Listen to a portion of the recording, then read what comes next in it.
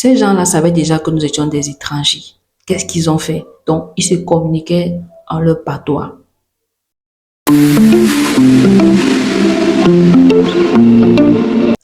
Story time. Alors, bonjour à tous, j'espère que vous allez bien, j'espère que vous portez bien. Dans cette vidéo, je partage avec vous ma première fois au Nigeria, ce qui m'est arrivé, le traumatisme que j'ai eu à avoir, le choc qui m'est arrivé. Pourquoi est-ce que je fais cette vidéo aujourd'hui, après plus de 3 ans déjà? Pourquoi cette vidéo aujourd'hui? Tout simplement parce que je me suis rendu, je ne sais pas si vous l'appelez le transitaire ou le cargo, bref, c'est celui qui est responsable, en fait. Il transporte les marchandises du Nigeria pour le Cameroun, Nigeria. C'est vrai que c'est pas aussi, genre, comme on peut dire là, développé professionnel que ça. C'est la raison pour laquelle je suis un peu dérangée si, est-ce que je dois dire transitaire, est-ce que je dois dire cargo? Bref. Une fois là-bas, qu'est-ce que j'allais faire là-bas? Si je vais partager avec vous dans la prochaine vidéo. Alors, une fois là-bas, il y a cette dame qui est arrivée pendant que moi j'attendais qu'on puisse me recevoir. Il y a cette dame qui est arrivée. Elle était là en train de crier comme quoi elle est devenue folle. Non, vous allez me remettre ma marchandise. Vous avez changé ma marchandise. Vous avez changé. Vous allez me remettre ma marchandise. Vous n'êtes que des arnaqueurs. Vous n'êtes que, et tout.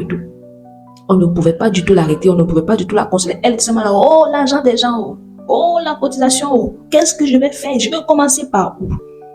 Mais sinon, pardon, une fois qu'on m'a reçu et puis j'ai fini de traiter ce que j'avais à traiter avec ce monsieur, c'est aussi mon ami, je lui ai donc demandé en passant qu'est-ce qui se passe. Je t'ai jamais entendu dans ce genre de scandale que tu as eu à arnaquer une marchandise ou détourner une marchandise et tout. C'est là qu'il m'a raconté que non, c'est la première fois de la dame de se rendre au Nigeria et puis les réalités du Nigeria apparemment n'étaient pas trop au courant et tout. Donc du coup, elle a fait confiance au fournisseur à l'aveugle sur les échantillons qu'on lui a présentés. Et puis, elle n'était pas du tout là lorsqu'on emballait sa marchandise. Et puis, on a mis ce qu'on a mis dans le sac. Et puis, elle avait déjà fait le paiement. Voilà ce qui est arrivé. Moi, je l'ai juste communiqué. Je l'ai juste contacté pour qu'elle vienne payer ses frais de transport pour pouvoir porter sa marchandise. Elle a porté la marchandise hier. C'est comme ça qu'elle revient aujourd'hui. Et puis, tu vois, ça se passe comme ça se passe là. Moi, je suis pas du tout responsable et tout.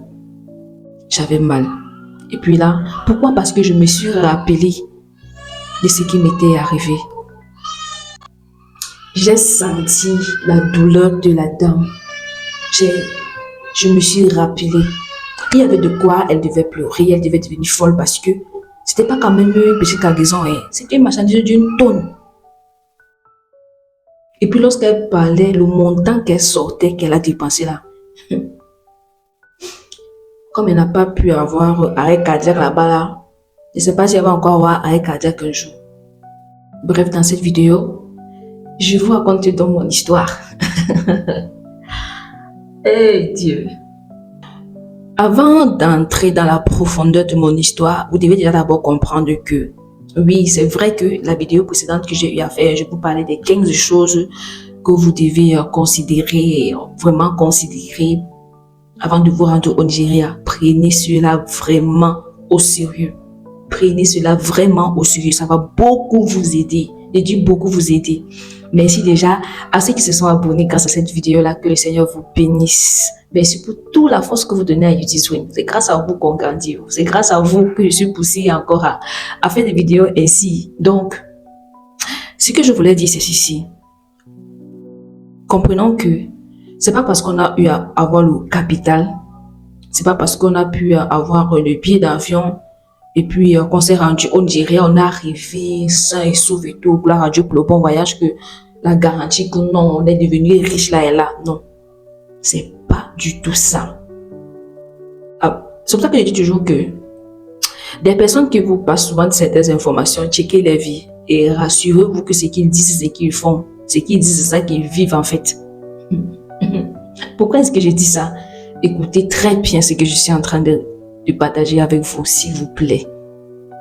Voilà. Donc, alors il y a cette personne qui m'est trop chère, que je respecte beaucoup. C'est grâce à cette personne que j'ai eu accès au Nigeria et tout. Donc, on a beaucoup partagé, on avait beaucoup eu à partager sur le business et tout là. Et puis là, comme non, je connais le Nigeria, je peux vous amener et tout et tout. Et j'avais déjà eu à regarder des vidéos du genre, ok, voilà comment le Nigeria est, il y a telle marchandise que tu peux trouver là-bas.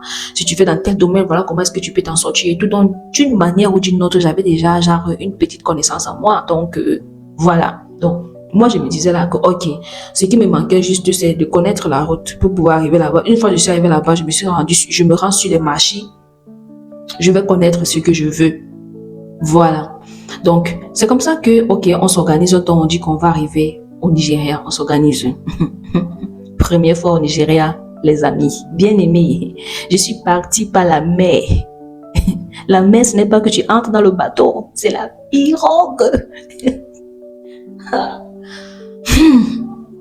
Là, même l'accouchement, la douleur de l'accouchement ne m'a pas fait peur, n'a pas eu à me faire peur comme la peur que j'ai eue une fois dans cette pirogue-là au milieu de nulle part.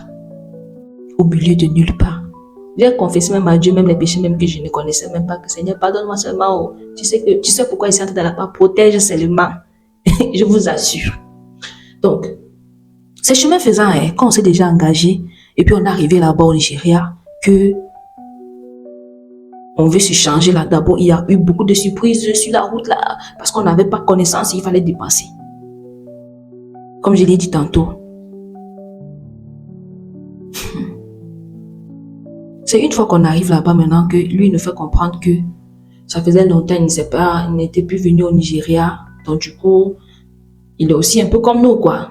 Donc il reapprend encore tout, que non, beaucoup de choses ont changé et tout et tout. Or que là, on savait que non, nos vies sont entre ses mains, c'est lui qui nous amène, c'est lui qui nous dirige, on est en sécurité et tout. Imaginez le choc. Premièrement, on n'avait pas du tout booké d'hôtel. Donc, du genre, même que quelqu'un pouvait nous diriger là, que une fois que c'est arrivé, cela notifié, on va venir vous chercher avec personne qui devait venir nous chercher, on devait se chercher toute seule, Seigneur. Bien aimé, il y a une chose, première de choses au Nigeria, c'est que le manque de connaissances coûte très très cher, va te coûter extrêmement cher. Non seulement ça va te coûter cher, ça va te frustrer, ça va te traumatiser, ça va te stresser. Bref, tu vas attraper les nerfs là. Donc, c'est comme ça qu'on arrive là-bas. On a déjà d'abord le service d'immigration. Oh, il y a tel qui vient se présenter, il y a tel corps qui vient se présenter. Et nous sommes si, nous voulons savoir si vous avez été vacciné, nous voulons savoir si vous n'êtes pas malade, nous voulons savoir si vous n'êtes pas venu pour faire quelque chose de négatif dans notre pays et tout. On a d'abord prié, on nous a mis quelque part là-bas. Je ne sais pas s'il va appeler ça cellule au garde à vue. Ouh! C'est comme ça qu'on était là. On expliquait, on a dépensé encore. Donc, il ne fallait même pas. Maintenant, on arrive alors à la gare où il faut prendre la voiture. Vous voyez, il faut prendre la voiture pour notre destination. Ces gens-là savaient déjà que nous étions des étrangers. Qu'est-ce qu'ils ont fait? Donc, ils se communiquaient en leur patois. Normalement, quittant de là où nous étions pour notre destination, c'est dans les 15 000 naira. Donc, 500 000 naira. Je vais vous choquer. On a dépensé dans les 65 000. Pour une destination qui n'est pas plus de si c'était trop, c'est 2h30 minutes pour arriver là-bas. On a fait 10 heures de temps. Vous savez ce qui s'est passé? Donc, il s'était concerté de telle en sorte que quand le premier chauffeur lui te porte, il va tourner dans une autre rue et tout, il te dépose, tu lui payes.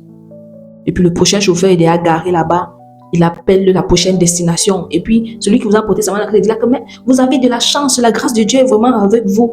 Voilà un dernier chauffeur qui est en train de partir là-bas parce que moi je craignais là qu'on devait encore trouver un chauffeur. Là, c'est comme ça qu'on lui dit là merci jusqu'à ce qu'on essaie même de le farouter.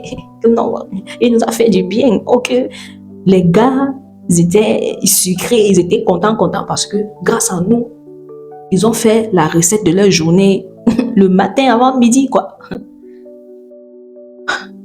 Bien aimé.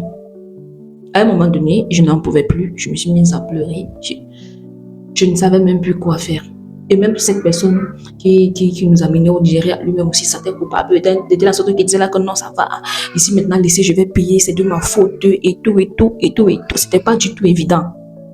Ça, c'est juste la première frustration, hein, le premier traumatisme. Une fois qu'on est parti, on est arrivé, on a trouvé l'hôtel, on a logé. Maintenant, il faut se rendre au marché. Comme je vous ai parlé dans la vidéo précédente, qu'il y avait les slow boys là. Et oui, j'étais toujours là en train de parler. Ça, c'est que j'ai fini. C'est que non, j'ai fini la vidéo et puis je m'assois pour éditer. Je me rends compte que j'ai tout un peu bien.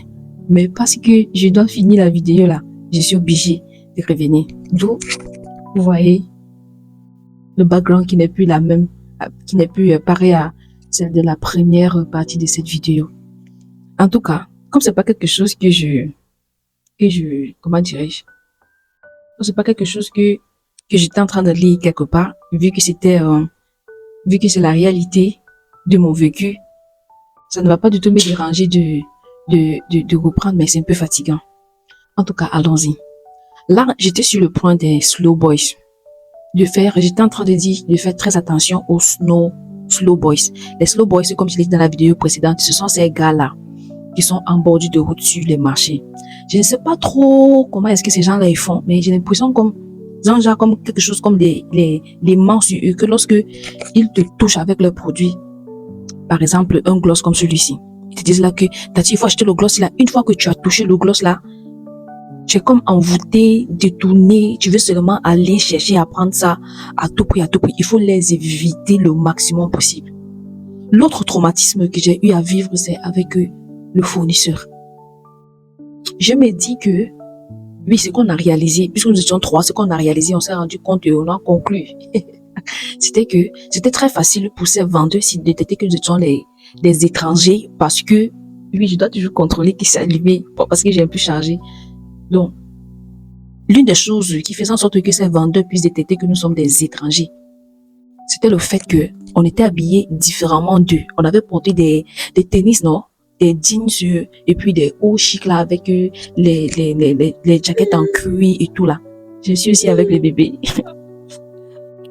Donc c'était un peu ça parce qu'on était habillés de la sorte et puis ils détectaient ils se disaient dans leur tête que soit nous sommes des étrangers ou nous sommes des Nigériens mais qui ne vivent pas du tout au Nigeria, c'est-à-dire que des voyageurs, des benguistes ou quoi. Ou soit nous venons des familles très très riches. Donc il y avait de quoi s'agripper sur nous pour pouvoir avoir franchement de quoi manger. Raison pour laquelle dans la vidéo précédente, vraiment, si tu n'as pas encore regardé la vidéo là, je t'invite à aller regarder cette vidéo et note tous ces points là, considère tous ces points, ça va beaucoup t'aider pour toi qui veux te rendre au Nigeria pour ta première fois. Donc, si je me dis c'est ça, parce que c'était très facile pour eux de nous dire là que les étrangers, et puis ils arrivaient à dire, tu vois, ils lançaient un peu des paroles en français pour savoir et pousser rassurer que nous sommes vraiment des étrangers, nous parlons le français.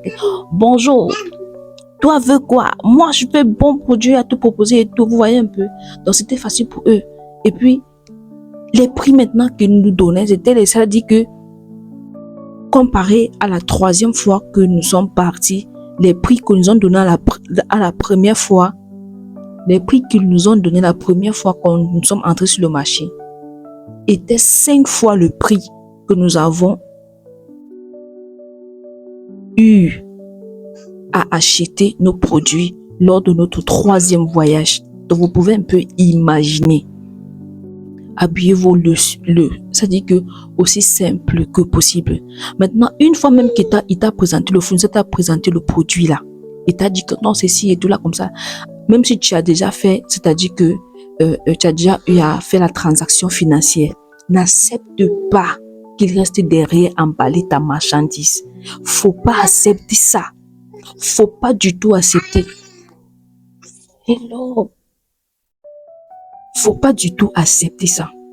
Vous voyez, c'est ce genre de situation à laquelle la dame que je vous ai expliqué à la première partie de cette vidéo a fait face.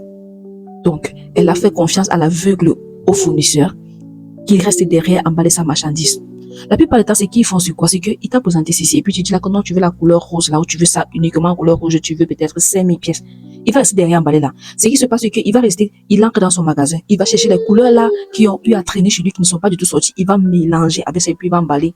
Et puis tu vas seulement recevoir ce que tu vas recevoir une fois que le colis est arrivé dans ton pays de destination.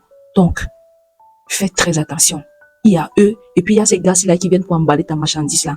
Quand ils portent ton carton là pour mettre dans le sac, ils partent avec ton sac à gauche, pas seulement à gauche. Ils partent à droite, pas seulement à droite. Ils montent avec, regarde seulement. Ils descendent, regarde seulement. Parce que je vous assure que jusqu'à mon troisième, mon quatrième voyage, je ne retournais jamais au pays avec la quantité exacte que j'avais acheté. C'est soit il y a un sac qui n'est plus, c'est soit il y a un pain qui n'est plus, c'est soit il y a un bijou qui n'est plus, c'est soit, ça dit que quelque chose avait toujours, on m'avait chopé quelque chose en fait.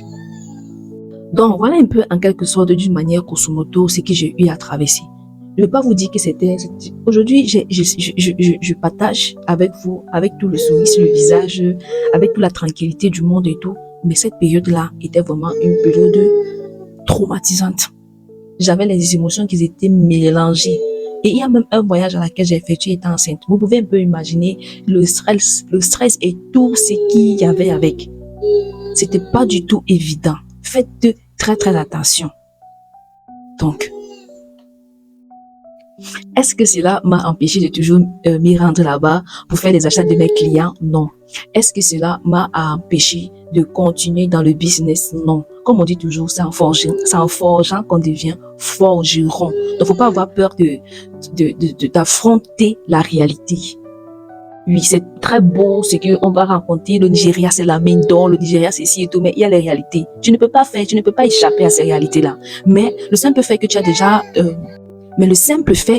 un aperçu de ce qui t'attend là-bas, le simple fait que tu as déjà cet aperçu-là, c'est déjà un avantage. C'est-à-dire que ça te permet de t'équiper mentalement, émotionnellement, financièrement, physiquement, spirituellement. Ça te permet de te préparer. Ça, c'était mon histoire. Je sais pas si ceci était bénéfique pour vous. Si vous avez appris quelque chose, vous avez compris quelque chose, que le Seigneur soit loué. Alors, on va se dire d'ici à là, rendez-vous à la prochaine vidéo pour un autre sujet qui sera encore très, très bénéfique, très bénissant. Que le Seigneur Jésus-Christ nous protège, qu'il nous garde. Pour qu'on se retrouve à la prochaine vidéo. N'hésitez pas de poser vos questions en commentaire. N'hésitez pas de partager, de vous abonner, d'activer votre cloche de notification, partager autour de vous pour faire aussi du bien aux autres. D'ici à là, shalom.